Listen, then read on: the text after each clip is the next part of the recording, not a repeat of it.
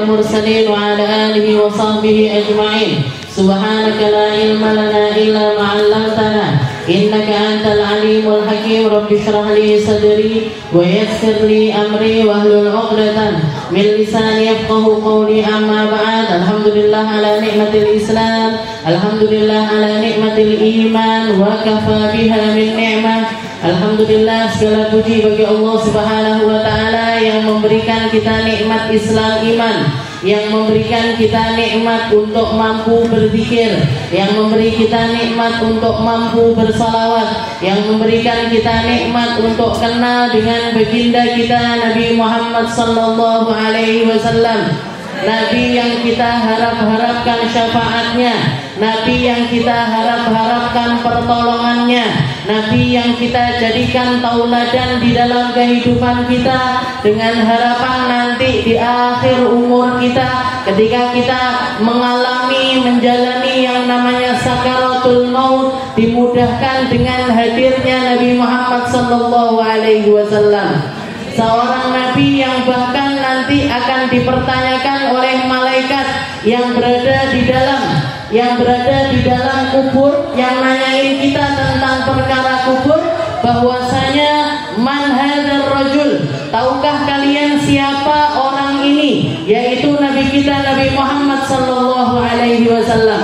Dan nanti di hari kiamat pun Nabi Muhammad juga akan selalu kita butuhkan. Kita butuh untuk dipantau Nabi ketika di padang mahsyar. Kita butuh dipantau Nabi ketika amal timbangan kita ditimbang. Kita butuh pantauan Nabi ketika kita nerima buku-buku catatan amal kita. Kita butuh pantauannya Nabi ketika kita melewati jembatan Sirat. Dan bahkan kita tetap membutuhkan Nabi Muhammad sallallahu alaihi wasallam untuk menjadi manusia yang paling ingin kita dekati di dalam surganya Allah Subhanahu wa Ta'ala. Makanya Nabi Muhammad sallallahu alaihi wasallam mengatakan, idza sa'altumullah, kalau kalian minta untuk masuk surga kepada Allah Ta'ala, fas'alul firdausal a'la, maka mintalah surga yang paling tinggi, yaitu surga yang bernama surga Firdaus. Kenapa kok kita disuruh minta surga Firdaus? Karena sudah barang tentu di dalam surga Firdaus tersebut ada Nabi kita Nabi Muhammad sallallahu alaihi wasallam. Makanya nikmat Bu ketika kita kenal Nabi, nikmat Bu kalau kita nyari tahu terus tentang Nabi, nikmat Bu kalau kita ini selalu kehidupan kita ini dari amaliyah mengingat Nabi yang satu pindah ke amaliyah mengingat Nabi di waktu yang lainnya. Makanya tadi selama pembacaan maulid ini ada satu hal yang agak bikin saya ini menyayangkan. Bukan percuma, bukan sia-sia, bukan. Jadi kalau jenengan sudah duduk di tempat ini aja nggak mungkin disia-siakan sama Allah. Nggak mungkin ada yang percuma ketika jenengan duduk di sini. Tapi ada perkara yang saya sayangkan. Ada perkara yang saya sayangkan. Apa itu? Mayoritas yang duduk di sini ketika pembacaan maulid nggak nyemak maulidnya. Nggak ada, jarang sedikit yang saya lihat bawa buku maulid. Padahal sudah hafal gitu.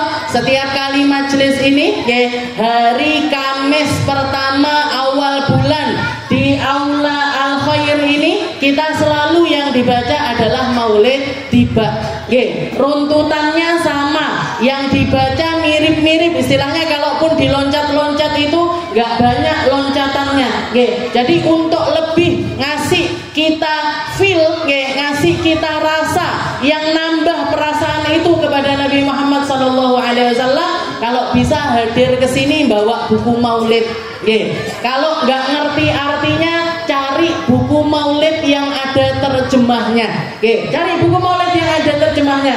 Jadi ketika munsyidah ataupun yang baca rawi ini tadi lagi baca, jenengan tahu, oh ini karepe yang diwoco ini. Keinginannya Imam Abdurrahman Ad-Dibai ini ketika nuliskan bait per bait kalimat per kalimat ini yang dimaksud ini, yang dimaksud ini. Jadi ada yang nambah Bu di dalam hati kita. Naik level kenalnya kita sama Nabi Muhammad sallallahu alaihi wasallam. Jangan kalau tahu maknanya Maulid Tiba ini luar biasa. Ada satu kisah yang dikutip yang beliau jadikan bait di dalam qasidahnya.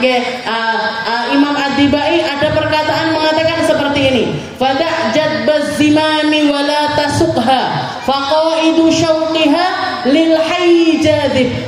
Katanya Imam Ad-Dibai, biarkan, lepaskan tali kekang yang mengekang onta-onta yang setiap kali mereka datang menuju Madinah, sudah nyampe hampir mendekati masjidnya Rasulullah sallallahu alaihi wasallam, sudah kelihatan Kubbatul Hadra, sudah kelihatan kubah hijaunya Nabi Muhammad. Mereka ini lepasin aja tali kekangnya, jangan ditarik-tarik, jangan direm-rem, karena faqaidu syauqiha lil hayy jadib. Yang bikin mereka ini lari kencang, yang bikin mereka ini semuanya berlari menuju Nabi Muhammad sallallahu alaihi wasallam sambil berlinangan air mata, sambil tidak memperdulikan siapa yang naik di atasnya, sambil tidak memperdulikan kecepatan dari larinya hewan-hewan tersebut, sambil bercucuran air mata, faqaidu syauqiha lil hayy jadib. Maka yang bikin mereka seperti ini adalah rasa rindu yang membuncah di dalam hatinya untuk menemui Nabi Muhammad sallallahu alaihi wasallam. Ini Imam Abdurrahman Ad-Dibai ini nulis ini enggak gemen-gemen Bu, enggak iseng-iseng, tapi ini berdasarkan fakta di mana dulu zaman sepeninggal Nabi Muhammad sallallahu alaihi wasallam, orang-orang Madinah itu punya rutinan, orang-orang Mekah itu punya rutinitas untuk menziarahi Nabi Muhammad di salah satu waktu, di bulan tertentu. Jadi sak rombongan orang Mekah ini berangkat berbondong-bondong menuju masjidnya Nabi, menuju Madinatul Munawwarah, dan semua orang sudah hafal, semua orang sudah tahu pasti kalau sudah mereka ini nyampe di bukit, salah satu bukit atau yang kita kenal dengan nama Bukit Thaniyah. Kalau yang di dalam Tola'al itu dibaca Tola'al badru alaina min thaniyatil wada'i. Telah datang sang rembulan tersebut yang datang dari Bukit Thaniyah. Jadi di perbatasan Madinah itu ada perbukitan namanya Bukit Thaniyah. Ini rombongan onta-onta ini kalau sudah nyampe Bukit Thaniyah ini, gak ada sesuatu apapun yang bisa ngerem laju kencangnya hewan-hewan tersebut untuk cepet-cepet nyampe ke masjidnya Nabi Muhammad sallallahu alaihi wasallam. Bahkan ini penumpangnya yang narik-nariin tali kekangnya ini ditarik, ontanya ini ditarik ke tali kekangnya sampai bibir-bibir onta ini sobek, leher-leher mereka berdarah, dan mereka nggak memperdulikan hal tersebut. Jadi maknanya luar biasa Bu. Kalau jenengan nyemak bait per bait, kata per kata, setiap kalimat-kalimat yang dituliskan sama Imam Ad-Dibai ini adalah makna yang sangat luar biasa indah. Makanya di akhir qasidah beliau mengatakan, walau anna amilna kullahinin li Ahmad maulidan lakana wajib. Kalau misalkan umat Islam ini bisa, mereka ini mau melakukan untuk baca maulid dari satu jam ke jam yang lainnya, pindah dari satu waktu ke waktu yang lainnya, ini dihabiskan untuk membaca maulidnya Nabi Muhammad sallallahu alaihi wasallam, maka itu bukan sesuatu yang berlebihan. Jadi kalau jenengan baca maulid pagi, baca maulid siang, baca maulid sore, baca maulid malam, baca maulid tengah malam, baca maulid tahajudan, baca maulid, itu bukan sesuatu yang berlebihan. Bahkan katanya lakana wajib. Itu kalau misalkan kita memang serius nyari cinta, nyari rindu, nyari dekat sama Nabi Muhammad sallallahu alaihi wasallam, orang yang semacam ini enggak berlebihan di dalam kecintaannya kepada Rasulullah sallallahu alaihi wasallam. Karena salawat itu enggak pernah salah. Salawat itu enggak pernah salah. Nginget Nabi itu enggak pernah salah. Nyari tahu tentang Nabi itu enggak pernah salah. Kenapa? Karena Nabi Muhammad satu-satunya manusia yang yang kita harapkan syafaatnya di dunia dan kita harapkan syafaatnya di akhirat. Syafaatnya Nabi di dunia apa, Bu? Emangnya bisa kita dapat syafaatnya Nabi di dunia? Bisa. Kalau mau hidupnya jenengan lebih indah, kenali Nabi. Kalau mau hidupnya jenengan lebih tenteram, kenali Nabi. Kalau pengen dihilangkan kesumpekan dari setiap masalah-masalahnya jenengan, kenali Nabi. Kalau mau semua hajat-hajat kita dikabulkan, kenali Nabi. Kalau mau dosa-dosa kita diampunkan, kenali Nabi. Dengan kita mengenali Rasulullah SAW, setiap beban-beban kehidupan kita ini diambil satu persatu sama Allah Ta'ala. Kenapa kok bisa seperti itu? Karena di dalam diri Nabi Muhammad ada solusi dari setiap masalah. Ketika salah satu sahabat nanya sama Rasul, "Ya Rasul, kam aja'al alaika min salati?" Ya Rasul, kalau saya baca sholawat itu, sehari itu enaknya sak berapa ya Rasul? Katanya Nabi Muhammad, "Masyita." Masyita, terserah kamu. Terserah kamu. Katanya sahabat tersebut, "Ar-rubu' ya Rasul, seperempat dari hari saya tak pakai buat salawatan, gimana ya Rasul?" Katanya Rasulullah, "Masyita wa in zitta fa khair." Kalau kamu tambah bagus lagi. Seperempat, Bu. Jadi sehari itu 24 jam, dibagi 2 berarti 12, dibagi 2 lagi berarti 6. Sehari 6 jam jenengan pakai untuk sholawatan. Katanya Nabi Muhammad, "Masyita wa in zitta fa khair." Terserah kamu. Tapi lek mau tambah apik lagi. Maka sahabat tersebut nanya, "Idzan an-nisf ya Rasul." Kalau gitu setengah hari saya ya Rasul. 12 jam tak pakai untuk sholawatan ya Rasul. Katanya Nabi, "Masyita wa in zitta fa khair." Terserah kamu, tapi lek mau tambah apik nah. Maka sahabat tersebut ngomong lagi, "As-sulusan ya Rasul." Kalau gitu 2/3 hari saya ya Rasul tak pakai untuk sholawatan kepada jenengan.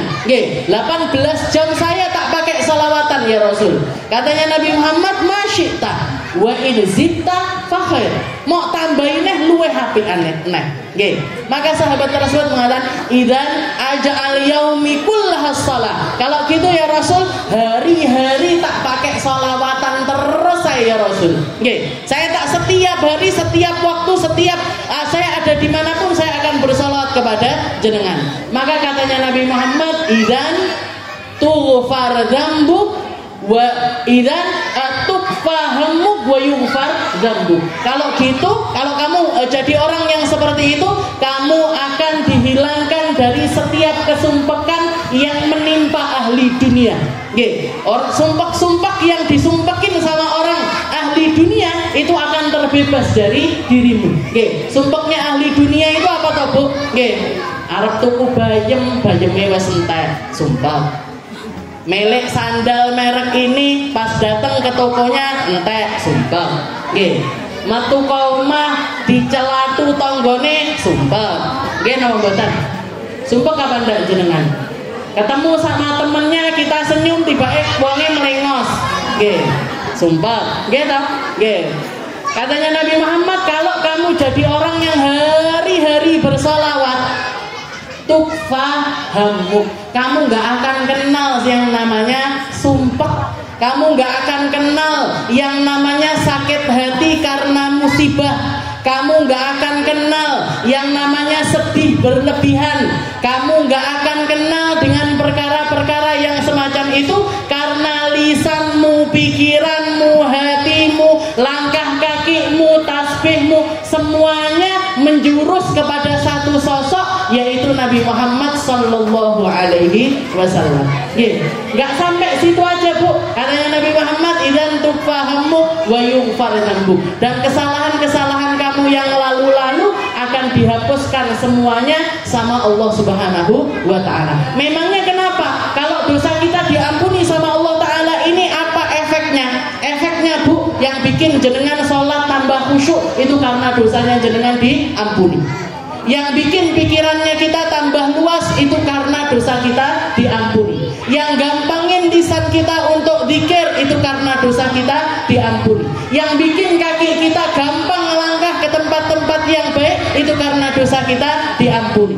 Yang bikin jenengan digampangkan bakti sama orang tua, bakti sama suami, didik anak-anak dengan benar, ngelakoni perkara-perkara yang benar, itu semuanya adalah berkah dari terampuninya dosa-dosa kita. Mungkin semuanya yang di sini diampuni sama Allah Ta'ala, diangkat derajatnya sama Allah Ta'ala, diistiqomahkan, diikhlaskan, dituluskan, digampangkan untuk menjadi orang-orang baik, digampangkan untuk menggapai syafaatnya Nabi Muhammad SAW di dunia sampai di akhirat. Ketemu sama Nabi di dunia sebelum di akhirat, digampangkan untuk mimpi baginda Nabi Muhammad SAW. Ini harapannya semua orang beriman. Ini harapannya orang-orang yang seluruh kehidupannya ini diisi dengan perkara-perkara yang indah, yang sudah pasti diridhoi oleh Allah Subhanahu wa Ta'ala. Kita lanjutkan pembahasan kita di dalam kitab Aqidatul Awam. Ila an qala al-muallif rahimahullahu ta'ala wa nafa'ana bi ulumihi fid dharain amin. Kalau minggu yang lalu kita bahas tentang sifatnya Allah Ta'ala yang wahdaniyah, keesaan Allah Ta'ala, keesaan zatnya Allah Ta'ala, kemahatunggalannya Allah Ta'ala di dalam setiap perkara, bahkan fi af'alihi, bahkan di dalam apa-apa yang dilakukan oleh Allah Ta'ala, yang Allah Ta'ala bikin terhadap alam semesta ini, semuanya sifatnya adalah wahdaniyah. Kalau Allah Ta'ala sudah menentukan sesuatu, Allah Ta'ala nggak akan berpaling dari sesuatu tersebut. Contohnya kayak misalkan Allah Ta'ala menjanjikan surga untuk orang-orang ahli taat, maka Allah Ta'ala nggak mungkin menjadikan orang-orang yang nggak taat ini untuk masuk ke dalam surga. Begitu juga sebaliknya, Allah Ta'ala menjanjikan ahli maksiat, orang-orang kafir, untuk menjadi penduduknya neraka, maka nggak mungkin orang-orang yang orang-orang pelaku maksiat, mereka ini dimasukkan ke dalam surga oleh Allah Subhanahu wa Ta'ala, kecuali kalau sudah taubat, kecuali kalau sudah masuk ke dalam agama Islam, kecuali kalau sudah dibersihkan dari dosa-dosanya tersebut, baru akan dipindahkan oleh Allah untuk masuk ke dalam surga. Jadi janjinya Allah Ta'ala yang tertera di dalam Al-Quran, Allah Ta'ala sudah menentukan perkara ini, Allah Ta'ala sudah menjanjikan perkara ini, Allah Ta'ala bikin hal-hal yang semacam ini. Ketika Allah Ta'ala sudah menentukannya, maka Allah Ta'ala nggak mungkin mengingkari hal tersebut. Walaupun semuanya tetap kehendaknya Allah, nggak ada yang wajib atas Allah, nggak ada yang wajib atas Allah. Makanya kalau kita bahas tentang sifatnya Allah Ta'ala yang 20, itu para ulama menamakannya dengan sifatul wajib fi haqqihi ta'ala, sifat-sifat wajib yang menjadi haknya Allah Ta'ala, bukan sifat-sifat wajib atas Allah, bukan. Karena nggak ada yang wajib atas Allah. Kalau kita ada kewajiban-kewajiban yang Allah Ta'ala bebankan atas kita. Tapi kalau Allah Ta'ala sebenarnya terserah. Allah Ta'ala mau masukkan orang ahli taat, dimasukkan ke neraka, terserah Allah. Allah Ta'ala mau masukkan orang ahli maksiat, dimasukkan ke dalam surga, terserah Allah. Nggak ada yang mewajibkan hal tersebut atas Allah. Tapi Allah Ta'ala menjanjikannya di dalam Al-Quran. Man amila solihan min dzakarin aw untha falanuhyiyannahu hayatan thayyibah. Orang yang melakukan, orang yang iman, yang beramal baik, mau dia laki-laki ataupun perempuan, Allah Ta'ala akan memberikan kepada dirinya hayatan thayyibah, kehidupan yang indah, kehidupan di dunia yang indah dengan taat kepada syariatnya Allah Ta'ala, dan kehidupan yang indah di dalam surganya Allah Subhanahu wa Ta'ala. Jadi itu sifatnya adalah fi'lullah, janji-janjinya Allah, atau sesuatu yang menjadi komitmennya Allah Ta'ala. Wa innallaha la yukhliful mi'ad. Dan di berbagai macam tempat Allah Ta'ala juga menjanjikan, Allah Ta'ala itu nggak pernah ingkar janji. Kalau sudah janji terhadap sesuatu akan dilakukan oleh Allah Subhanahu wa Ta'ala. Tapi sebagai sifatnya Allah, ini bukanlah sesuatu yang wajib. Allah Ta'ala kalau mau meninggikan orang, terserah Allah. Mau merendahkan orang, terserah Allah. Mau memuliakan orang, terserah Allah. Mau menghinakan seseorang juga terserah Allah. Mau mengangkat derajatnya seseorang, terserah Allah. Mau menurunkan derajatnya seseorang juga terserah Allah. Innallaha astafa. Bahkan banyak dari golongan hamba-hamba yang dimuliakan dengan batasan-batasan kemuliaan di atas batasan kemuliaan orang lain. Seperti siapa? Para nabi, para rasul. Ini dinaikkan derajatnya sama Allah Ta'ala setinggi-tingginya. Kita yang jadi manusia biasa, Bu, ndak oleh meri. Enak yo dadi Nabi Musa. Kok nyapa kok duduk aku sing dadi Nabi Musa?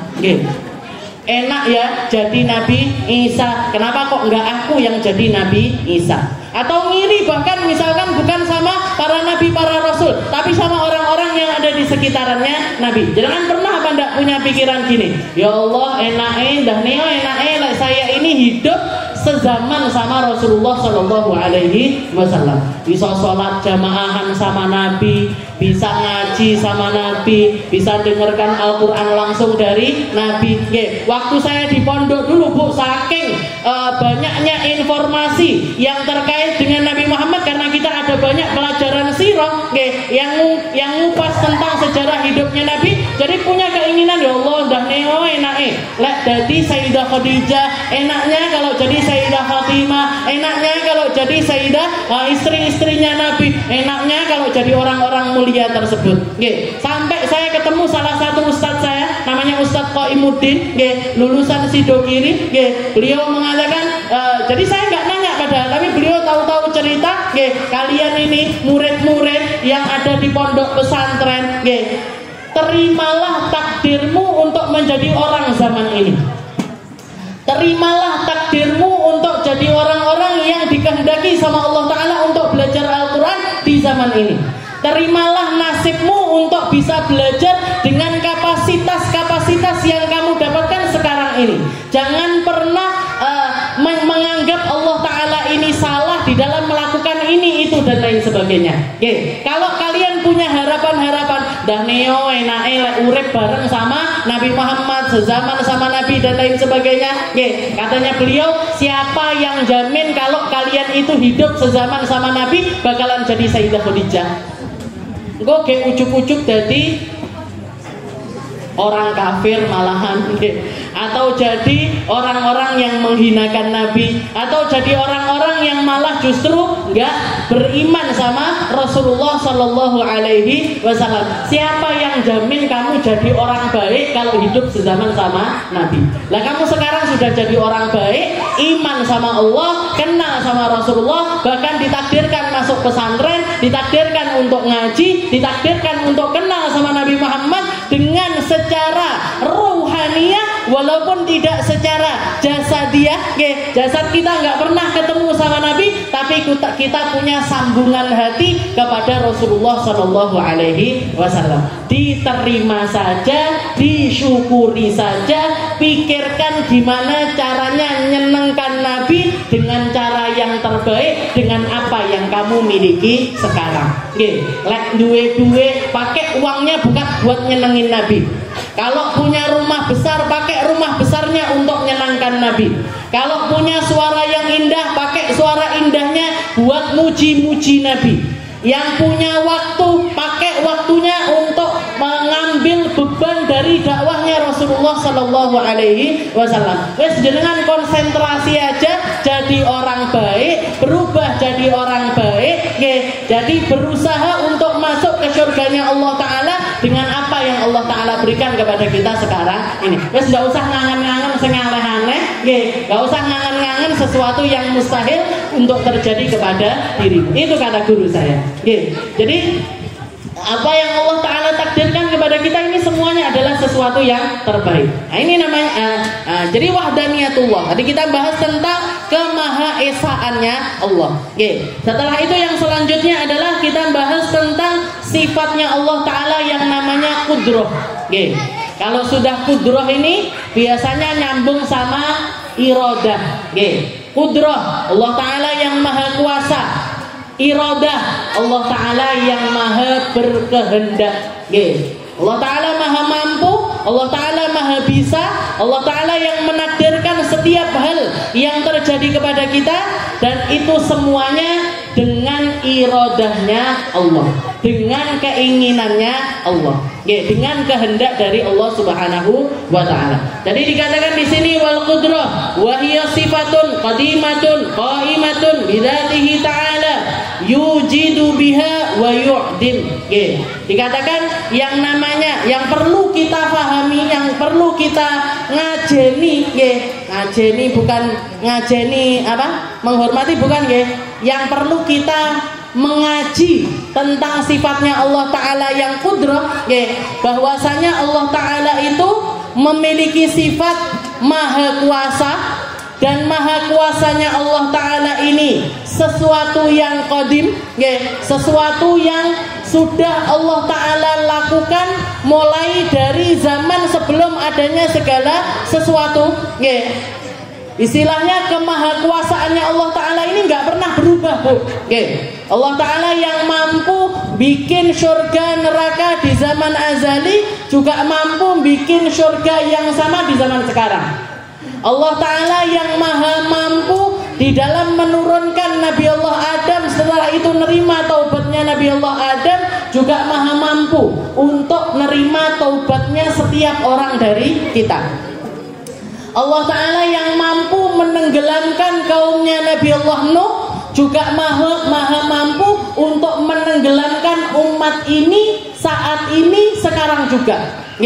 Allah Ta'ala yang maha mampu di dalam menyiksa kaumnya Nabi Allah Lut dengan cara negerinya itu diambil sama malaikat, diangkat sampai ke atas langit, setelah itu dihempaskan lagi ke bumi, juga maha mampu untuk melakukan hal yang sama di waktu yang sama saat ini juga. Jadi maha kuasanya Allah Ta'ala itu dari awal sampai akhir itu nggak pernah berkurang. Tinggal Allah Ta'ala mau atau enggak, tinggal Allah Ta'ala berkehendak atau enggak, tinggal Allah Ta'ala mau bikin seperti itu atau tidak. Jadi ini kemahakuasaannya Allah. Jadi sifatun qadimah. Maha kuasanya Allah Ta'ala itu dari dulu, dan selalu seperti itu, tetap menjadi sesuatu yang tetap, gak pernah berkurang, gak pernah berkurang kemahakuasaannya Allah. Qaimatun bidzatihi ta'ala, dan itu menjadi sifat yang melekat pada diri Allah Subhanahu wa Ta'ala, yujadu bihi wa yu'dam. Kalau Allah Ta'ala mau bikin, maka akan dibikin sama Allah. Kalau Allah Ta'ala nggak mau bikin, Allah Ta'ala juga nggak mau bikin hal tersebut. Allah Ta'ala pengen bikin manusia seluruh dunia ini jadi orang yang beriman kepada Allah Ta'ala. Allah Ta'ala maha mampu. Allah Ta'ala mau bikin seluruh dunia ini orangnya bermaksiat kepada Allah Ta'ala. Allah Ta'ala juga maha mampu.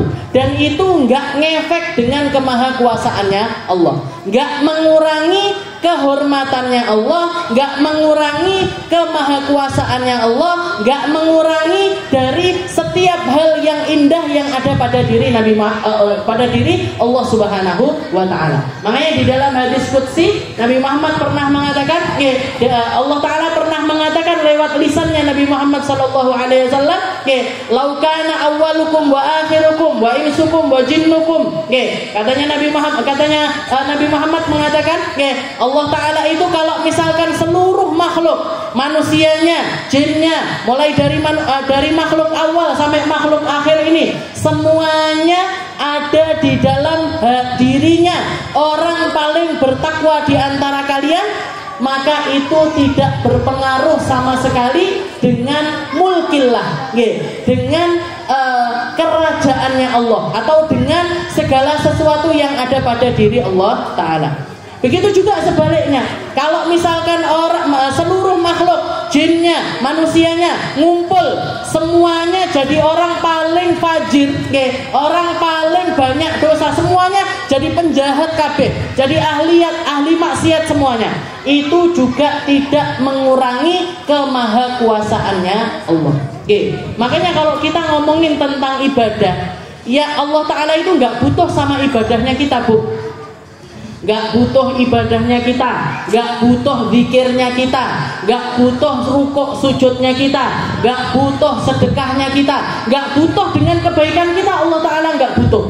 Kenapa? Karena bahkan Allah Ta'ala sudah menciptakan makhluk-makhluk yang mulai dari diciptakan gak pernah bermaksiat sama Allah, gak pernah melakukan kesalahan, dan selalu tunduk patuh kepada Allah. Begitu diciptakan disuruh sujud terus mulai dari diciptakan sampai hari kiamat nanti. Yang disuruh sama Allah Ta'ala mulai dari diciptakan suruh rukuk terus sampai hari kiamat nanti. Tidak goyah sama sekali. Jadi kalau misalkan kita sholat, sujud, rukuk, ini bukan untuk kepentingannya Allah, tapi untuk kepentingannya kita. Yang beruntung kita, yang panen kebaikan kita, yang dapat pahala kita. Allah Ta'ala nggak butuh sama ibadahnya kita. Jadi ini qudratullah, ini kemahakuasaannya Allah. Jadi Allah Ta'ala mau bikin ini terserah Allah, mau bikin ini ada dibikin, ini nggak ada dibikin, terserah Allah. Kita mau disehatkan terserah Allah, mau disakitkan terserah Allah. Kita mau diuji di dalam kita semuanya dikasih ujian sama Allah dengan ujian yang berbeda-beda, tapi dengan tujuan yang sama. Liyabluwakum ayyukum ahsanu amala. Katanya Allah Ta'ala, aku kasih tebarkan untuk manusia ini berbagai macam bala, berbagai macam musibah, berbagai macam ujian untuk satu tujuan. Ayyukum ahsanu amala. Siapa di antara kalian yang jadi hamba-hamba yang terbaik? Responnya kita itu gimana? Ketika kita ditimpa musibah, sabar apa enggak? Ketika kita dikasih nikmat, syukur apa tidak? Ketika kita dikasih kebaikan, ingat sama Allah Ta'ala apa enggak? Ketika kita dikasih keburukan, ingat sama Allah Ta'ala apa enggak? Ketika kita ada di tempat yang atas, ingat sama bertakwa sama Allah Ta'ala apa enggak? Ketika kita di bawah, masih tetap bertakwa sama Allah Ta'ala atau tidak? Jadi yang dicari sama Allah Ta'ala itu responnya kita. Kita ini ngeresponnya dengan ujian-ujian itu seperti apa? Kalau kamu meresponnya dengan respon yang baik, itu keberuntungan untuk dirimu dan kamu akan masuk ke dalam surganya Allah. Tapi kalau responmu buruk, nah itu akan menjadi sesuatu yang mencelakai dirimu dan ujung pangkalnya adalah masuk ke dalam nerakanya Allah. Na'udzubillahi min dzalik. Makanya setiap kebaikan-kebaikan dari kita itu, Bu, yang paling penting sini. Yang paling penting keadaan hati kita. Gak penting, misalkan di majelis ini, gak penting siapa yang ceramah, gak penting siapa yang bawakan hadroh, gak penting siapa yang duduk di depan atau duduk di belakang, gak penting siapa yang di atas panggung atau di bawah panggung. Semua dari kita punya ujian yang sama. Ujiannya apa? Ayyukum ahsanu amala. Siapa di antara kita yang paling baik responnya di majelis ini? Siapa di antara kita yang paling bawa ketakwaan tertinggi kepada Allah Ta'ala? Siapa di antara kita yang bisa mendapatkan perkara-perkara yang paling banyak, yang bisa ngambil pahala terbanyak dari Allah Subhanahu wa Ta'ala? Responnya yang paling baik, yang dapat, yang kedudukannya paling tinggi di sisi Allah. Gak penting saya ceramah yang gak penting, Bu. Ini yang baca hadroh ini juga gak penting. Kenapa kok gak penting? Karena kalau sudah salah niat, bubar kabeh. Karena kalau respon hatinya nggak bener, muspro, tahu muspro? Sia-sia semuanya. Kalau saya datang ke sini, niat saya salah, enak aku ditekek nang dhuwur, dikasih makan, dikasih minum enak, dikasih mic buat bisa ngomong, orang-orang dengerin saya orang paling baik. Percuma, Bu. Rendah di mata Allah, hina di mata Allah, gak ada nilainya sama sekali. Yang duduk di belakang kalau paling khusyuk, kalau dengarkan dia niatnya dari rumah ini banyak, langkah sak langkah, ya Allah kasih saya hidayah, ya Allah ampuni dosa saya, ya Allah saya ngaji niatnya biar saya sehat dohir batin, ya Allah saya ngaji biar keluarga saya disolihkahkan sama Allah Ta'ala, ya Allah saya ngaji biar ngerti tentang hakikatnya Allah, ya Allah saya ngaji biar saya benar ketika muamalah sama Allah. Saya pengen jadi orang baik, pengen jadi orang yang semakin baik, pengen jadi orang yang semakin dekat kepada Allah, semakin dekat kepada Rasulullah Sallallahu Alaihi Wasallam. Bantu saya ya Allah, bantu saya ya Allah. Pahalanya paling gede. Masih yo linggue neng buri dewi misalkan, atau bahkan misalkan sampai di di luar ruangan ini sekalipun. Tapi lek nyemak, kalau dia khusyuk dan ngambil perkara-perkara, jadi setiap momen-momen duduk di majelis ini dipergunakan dengan sebaik mungkin, dia yang paling tinggi derajatnya di sisi Allah. Sing nabuh terbang tidak penting, Bu. Kalau niatnya salah. Lek niatnya bener, dapat pahala yang besar. Setiap tepuan dung deng dung itu tadi, kan sakit apa enggak? Ini latihannya, Bu, sampai kapalan kabeh. Kalau jenengan tahu orang-orang tim hadroh ini, latihannya kadang seminggu sekali, kadang seminggu 2 kali. Nggak mungkin bisa ngikuti nada, nggak mungkin sampai iramanya ini jadi bagus kecuali semua tangannya sudah kapalan. Mulai panas sampai nggak panas, sampai panas seneh, sampai nggak panas seneh, sampai panas seneh, sampai nggak panas seneh. Jangan tanyakan satu-satu. Yang ini yang jadi vokalnya, sampai suara nentek balik entek balik entek balik. Ini perjuangannya tim hadroh. Tapi sama juga kalau niatnya salah, nggak ada nilainya di sisi Allah Ta'ala. Makanya, sama kita ini semuanya ini setara. Jadi setara semuanya. Tapi yang dilihat sama Allah Ta'ala ayyukum ahsanu amala. Kalau bisa nikmati momen-momen itu dengan sebaik-baiknya, dialah yang paling tinggi derajatnya di sisi Allah Ta'ala. Jadi ini kehendaknya Allah, ini qudratullah. Itu dalil seperti yang kita bahas, setiap sifat-sifatnya Allah Ta'ala ada yang namanya dalil akli, ada yang namanya dalil nakli, ada yang dalil pakai pikiran. Kenapa ke Allah Ta'ala itu harus punya sifat qudrah, harus punya sifat maha kuasa, harus punya sifat kuasa yang gak tertandingi dengan kuasa-kuasa yang lainnya. Karena kalau kebalikannya dari qudrah itu namanya ajiz. Ajiz itu artinya lemah. Kalau Tuhan itu punya sifat lemah, maka niscaya dia bukanlah Tuhan.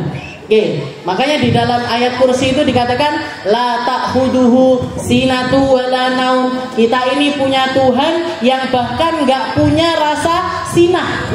Sinah itu di bawahnya ngantuk. Kalau bahasa Arab itu tidur namanya naum, kalau ngantuk itu namanya nuas. Ada lagi di bawahnya ngantuk namanya sinah. La ta'khuduhu sinatun. Tuhan kita ini Tuhan yang enggak pernah barang ngantuk sedikit aja enggak pernah. Kenapa? Karena kalau Tuhannya ngantuk, ini alam semesta ini piye terusan. Nanti mataharinya telat naik,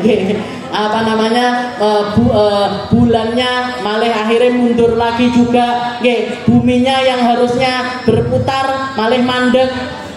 Kita harusnya bernafas, ini nafas kan semuanya hirup sahirup semuanya dari Allah Ta'ala. Pernah kita Gusti Allah lali ngasih kita oksigen, pernah apa enggak?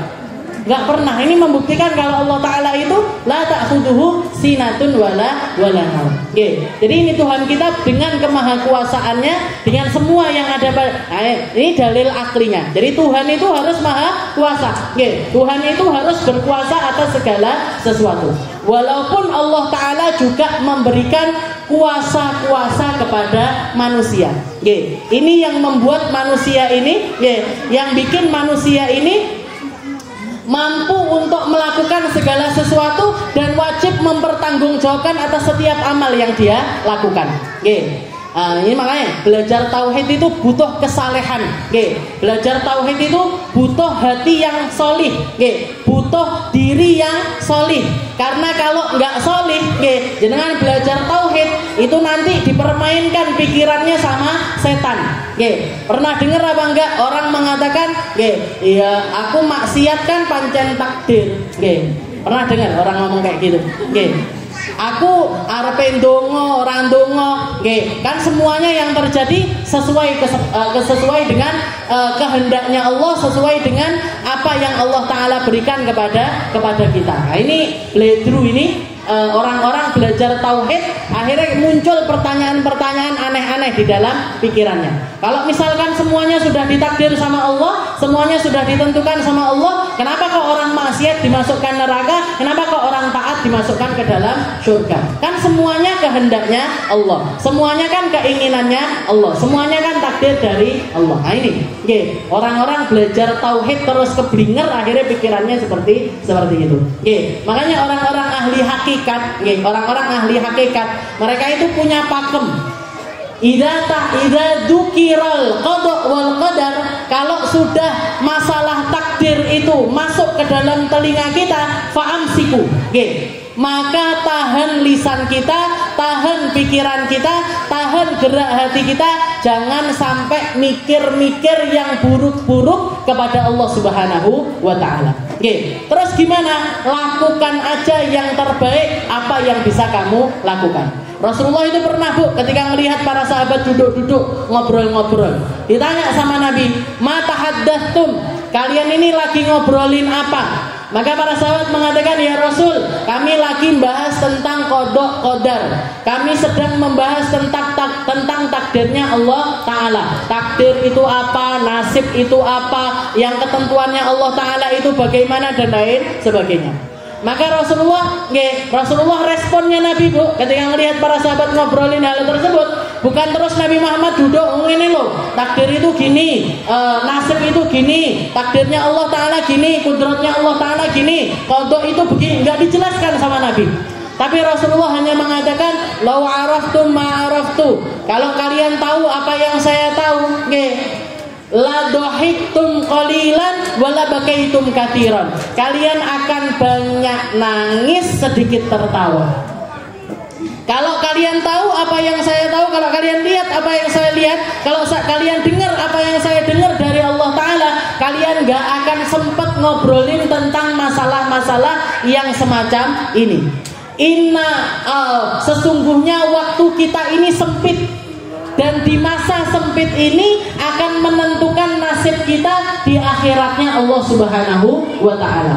Maka fokus saja di dalam ibadah, fokus saja melakukan yang terbaik, fokus saja jadi hamba yang baik di sisi Allah Ta'ala. Gak usah mikir sing aneh-aneh, gak usah mikir kenapa kok saya dihukum padahal sudah ditakdirkan sama Allah, kenapa kok saya harus masuk neraka, kalau maksiat itu ternyata takdir dari Allah. Gak usah mikir yang aneh-aneh seperti itu. Karena orang yang punya pikiran semacam ini, katanya Imam Hasan, man hammala dzambuhu lillah fahuwa fajir. Orang yang menjadikan Allah Ta'ala ini alasan atas keburukan-keburukan dirinya, atas maksiat-maksiat yang dia lakukan, atas kesalahan-kesalahan yang dia lakukan, maka dia adalah orang-orang paling hina di sisi Allah Ta'ala. Orang-orang fajir, orang-orang yang banyak dosanya. Makanya nggak boleh, Bu, mikir kayak gitu, itu nggak boleh. Harus di skip. Kalau sudah muncul pertanyaan aneh-aneh di dalam pikiran kita, harus di-delete, harus dihapus semuanya. Fokus saja. Gampangnya gini. Kalau misalkan sekarang ini kita lagi di majlis, tahu-tahu dari situ masuk ular, ada ular gede masuk. Kira-kira jenengan ngapain? Jerit tok. Datang ke kita tuh dipatok kita. Ngapain kira-kira? Lari, Bu. Kalau sudah ada ular masuk, lari aja, gak usah ulo. Cecak lo lari jenengan. Tokek masuk ke sini lari semuanya. Gak usah ular. Apalagi kalau ular yang kita tahu kalau kena kita, kalau matuk kita mesti bakalan bikin kita ini sakit, mesti bakalan berbahaya untuk kita. Jadi gak usah mikir, iki kira-kira ulane moro kanan apa kiri, matuk ibu yang baju mana ya, yang jilbab mana ya, gak mikir, Bu, melayu ae kabeh. Ini loh hakikatnya kehidupan kita di dunia. Waktu kita ini sempit, dan akhiratnya Allah Ta'ala ini sangat panjang. Pertanggungjawabannya besar, pertanggungjawabannya sulit, pertanggungjawabannya penuh dengan lika-liku. Kalau Sayyidina Uwais Al-Qarni mengatakan, "Ya Amirul Mukminin, wahai Amirul Mukminin, wahai Sayyidina Umar, inna baina yadaina, sesungguhnya di depan kita ini ada jalan yang luar biasa curam, sulit, sempit, sulit sekali untuk dilewati. La yasiluha, nggak akan mungkin bisa selamat illal mukhifun, kecuali orang-orang yang ringan, yang hidupnya ini ringan, yang di hidupnya ini nggak terbebani dengan dunia, yang kehidupannya ini nggak terbebani dengan maksiat, yang kehidupannya ini nggak terbebani dengan berbagai macam dosa. Yang selamat di akhirat orang-orang yang ringan, yang timbangan amalnya banyak, dosanya dikit. Yang fokus di dalam nyari ridhonya Allah, nggak nyari ridhonya selain Allah. Yang nyari pangkat di sisi Allah, nggak nyari pangkat di sisi siapapun juga. Yang fokus nyari kemuliaan dari Allah, mereka yang selamat di akhirat. Yang nyari perkara-perkara selain itu nggak mungkin selamat. Jadi fokus saja, fokus. Datang waktu sholat, fokus sholat. Datang waktunya puasa, fokus puasa. Kita dikasih amanah sama Allah Ta'ala harta, fokus gimana harta ini gak menjerumuskan kita ke neraka, tapi bikin kita ini selamat di akhiratnya Allah. Kita punya kelompok-kelompok orang, kita punya jamaah, kita punya teman, kita punya keluarga, fokus saja jadi orang baik. Kalau jenengan jadi istri, fokus jadi istri yang baik. Kalau jenengan jadi anak, fokus jadi anak yang baik. Kalau jadi orang tua, fokus jadi orang tua yang baik. Kalau jenengan punya tetangga, fokus jadi tetangga yang baik. Ngono tok Bu. Jalan hidup yang Allah Ta'ala inginkan untuk kita, selamat kita di dunia kalau taat dengan syariatnya Allah, dan akan bikin kita selamat sampai akhiratnya Allah. Nggak usah mikir reno-reno, gampangnya nggak usah ndaki-ndaki. Jenengan ndaki. Gak usah ndaki-ndaki. Jadi orang itu gak usah koyok mikir banget. Urusan ini kabeh milik diurusi. Politik milik ngurusi politik. Cak jane presiden iki piye ngono. Menteri iki piye? Bukan urusannya jenengan, Bu. Kesel mikir kayak gitu itu capek. Jadi nggak usah ndaki-ndaki. Hidup ini dilakoni, dijalani, fokus jadi orang baik. Nggak usah ndaki-ndaki. Apa neh wong wedok? Apalagi perempuan, nggak usah sok jadi politikus, Bu. Tikus setok lho enggak ngalih-ngalih teko omahe awake dhewe, kok ndadak dadi polisi nih tikus nggih. Jadi enggak usah sulit-sulit di dalam kehidupan kita. Innallaha ala kulli syai'in qadir wa ma kana Allah liyu'jizahu syai'un fis samawati wala fil ardi innahu kana aliman qadira. Tadi kita bahas tentang dalil aklinya, dalil secara akal. Dalil secara naklinya atau yang datang dari Al-Qur'an, datang dari Allah Ta'ala. Allah Ta'ala mengatakan innallaha ala kulli syai'in qadir. Allah Ta'ala telah menakdirkan segala sesuatu. Dan kalau kita paham, Bu, kedudukan Tuhan kita yang telah menentukan segala sesuatu, yang telah menentukan segala perkara, ini kita berarti punya Tuhan sebaik-baik Tuhan. Kalau sampai Tuhan kita ini nggak ngerti, ya Allah Gusti bariki nyako sembuh yo dipikir keri angel, sulit kalau kita punya Tuhan yang semacam ini. Tapi ketika kita punya Tuhan, takdir kita sudah ditentukan. Apa yang terjadi kepada kita, memang Allah Ta'ala berkehendak untuk nyampe ke kita. Apa yang jadi rezekinya kita, memang Allah Ta'ala pengen itu jadi rezekinya kita. Kok nggak jadi rezekinya kita, berarti ya pancen duduk rezekinya awake dhewe. Segampang itu kita cara kita di dalam memahami Tuhan kita. Jadi dan ketika kita punya rasa yang seperti itu, punya rasa bangga, Bu. Ada bangga di dalam diri kita karena kita punya Tuhan yang nggak terkalahkan.